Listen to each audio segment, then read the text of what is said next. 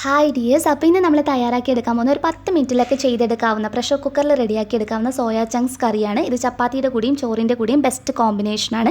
അപ്പോൾ നമുക്ക് വേഗം തന്നെ വീഡിയോയിലോട്ടേക്ക് പോകാം.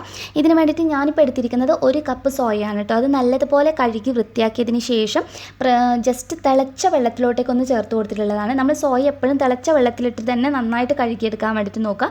ഇത് വെള്ളം വാർന്നിട്ട് നിങ്ങൾക്ക് വേണമെങ്കിൽ ചെറിയ കഷ്ണങ്ങളായിട്ട് മുറിച്ചെടുക്കാം. ഞാനിപ്പോൾ ജസ്റ്റ് വെള്ളം വാർന്ന് ഇതുപോലെ തന്നെ അങ്ങ് മാറ്റി വെക്കുവാണ്. ഇതിലോട്ടുള്ള മസാലക്കൂട്ട് റെഡിയാക്കി എടുക്കാൻ ഒരു മിക്സിയുടെ ജാറിലോട്ടേക്ക് ഒരു 4 അല്ലി വെളുത്തുള്ളിയും ഒരിത്തിരി ഇഞ്ചി ചേർത്ത് കൊടുക്കാം. അതിൻ്റെ കൂടെ തന്നെ നമുക്കൊരു എരിവിന് ഒരു 4 പച്ചമുളക് ചേർക്കാം.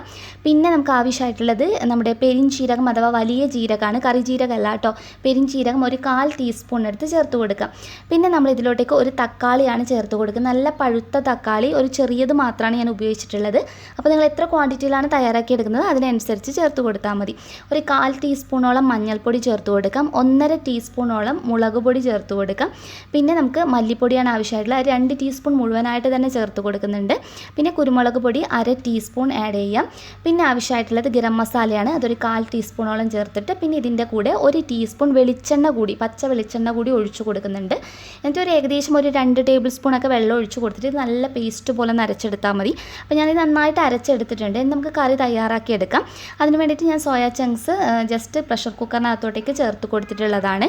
ഇതിലോട്ടേക്ക് നമുക്ക് ഒരു സവാള അരിഞ്ഞത് ചേർക്കാം. പിന്നെ നമ്മൾ അരച്ച് വെച്ചിരിക്കുന്ന ഒരു മസാല കൂട്ടുകൂടി ഇതിനകത്തോട്ടേക്ക് ചേർത്തിട്ട് ആവശ്യാനുസരണം വെള്ളം ഒഴിച്ചു കൊടുക്കാം. അപ്പോൾ ആദ്യം ജസ്റ്റ് ഒന്ന് മിക്സ് ചെയ്തിട്ട് പിന്നെ നോക്കിയിട്ട് ചേർത്ത് കൊടുത്താൽ മതി. ഞാനിപ്പോൾ കുറച്ചേ ആഡ് ചെയ്തിട്ടുള്ളൂ. അതിനുശേഷം ഒരു 2 തണ്ടോളം കറിവേപ്പില ചേർത്ത് കൊടുക്കുന്നുണ്ട്. പിന്നെ നമുക്ക് ആവശ്യത്തിനുള്ള ഉപ്പ് ചേർത്ത് കൊടുക്കാം. ഇത്രയും ചേർത്തതിന് ശേഷം ജസ്റ്റ് ഒന്ന് മിക്സ് ചെയ്ത് നോക്കാം. അപ്പോൾ നിങ്ങൾക്ക് എത്രയാണോ ഗ്രേവി ആവശ്യമായിട്ടുള്ളത് അതിനനുസരിച്ചുള്ള വെള്ളം ഈ ഒരു സമയത്ത് തന്നെ ചേർത്ത് കൊടുക്കാം. അപ്പോൾ ഞാനൊരു ഇത്തിരി കൂടി ചേർത്ത് കൊടുക്കുന്നുണ്ട് കേട്ടോ. ഞാൻ ഒത്തിരി ലൂസായിട്ടല്ല ഈ ഒരു കറി ചെയ്യുന്നത്, കുറച്ചൊരു തിക്കായിട്ട് ചെയ്യുമ്പോഴാണ് നല്ല ടേസ്റ്റ് ഉണ്ടാവുക. ഉപ്പൊക്കെ നോക്കിയിട്ടൊന്ന് അഡ്ജസ്റ്റ് ചെയ്തിട്ട് നമ്മൾ അടച്ചു വെച്ചിട്ട് ഒരു 4 വിസിൽ അടിച്ചിട്ട് പ്രഷർ കംപ്ലീറ്റ് ആയിട്ട് പോയതിന് ശേഷം തുറന്നാൽ മതി. അപ്പോഴത്തേക്ക് നല്ല രീതിയിൽ റെഡിയായി കിട്ടിയിട്ടുണ്ടാവും. ഇതിപ്പോൾ ഒരു 4 വിസിൽ അടിച്ചതിന് ശേഷം ഉള്ളതാണ്. പ്രഷറൊക്കെ പോയിട്ടുണ്ട്. നമ്മുടെ കറി നല്ലതുപോലെ റെഡിയായി വന്നിട്ടുണ്ട്. ഇത് ഞാൻ ജസ്റ്റ് വേറൊരു പാത്രത്തിനകത്തോട്ടേക്ക് പകർത്തുന്നുണ്ട്. അപ്പോൾ ഈ ഒരു പാത്രത്തിലോട്ടേക്ക് മാറ്റിയിട്ടുണ്ട്.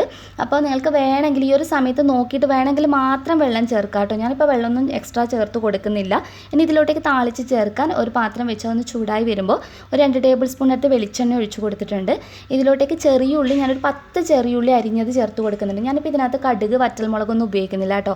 ചെറിയ ഉള്ളിയും ഒരു 2 തണ്ട് കറിവേപ്പിലയാണ് ചേർത്ത് കൊടുത്തിട്ടുള്ളത്. അപ്പോൾ നിങ്ങൾക്ക് വേണമെങ്കിൽ കടുകും വറ്റൽമുളകൊക്കെ ചേർക്കാം. പക്ഷേ ഇങ്ങനെ ഒന്ന് താളിച്ച് ചേർക്കുമ്പോഴും ഇത് നല്ല ടേസ്റ്റാണ്. ചെറിയ ഉള്ളിയുടെ ആ ഒരു ഫ്ലേവർ നല്ലതാണ്. നമ്മൾ ലാസ്റ്റ് ഫൈനലായിട്ട് ഇതുപോലെ ചെയ്തെടുക്കുന്ന സമയത്ത് അതൊന്ന് കളറ് മാറിയിട്ട് ചെറിയൊരു ഗോൾഡൻ യെല്ലോ കളറായി വരുന്ന സമയത്ത് ഇതിലോട്ടേക്ക് നമ്മൾ ഒരു 1/4 ടീസ്പൂൺ എടുത്ത് വളരെ കുറച്ച് മാത്രം കുരുമുളക് പൊടിയും അതുപോലെ വളരെ കുറച്ച് മുളക് പൊടിയും ചേർത്ത് കൊടുക്കുന്നുണ്ട്. പിരിയമുളക് പൊടിച്ചതാണ്. അപ്പോൾ നല്ലൊരു കളറും ഉണ്ടാകും.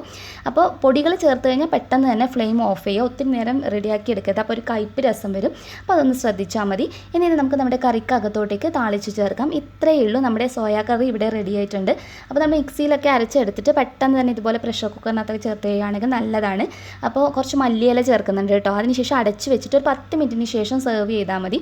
അപ്പോൾ ഇതൊരു 10 മിനിറ്റ് ഞാൻ 10-15 മിനിറ്റ് അടച്ച് വെച്ചതിന് ശേഷമുള്ളതാണ് കേട്ടോ. അപ്പോൾ നമ്മുടെ കറി ഇവിടെ റെഡി ആയിട്ടുണ്ട്.